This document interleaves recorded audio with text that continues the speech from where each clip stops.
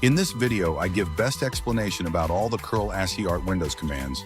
Before that, it is better to discuss about curl command and how it worked. Let's dive into it.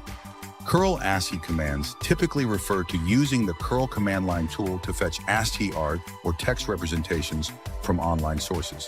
For example, running curl ASCII.live/nyan in the command prompt retrieves an ASCII representation of the Nyan cat.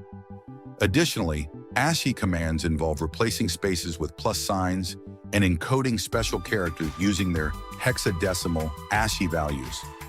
I hope you get best understanding about curl ASCII art commands. Now the time to see all curl commands.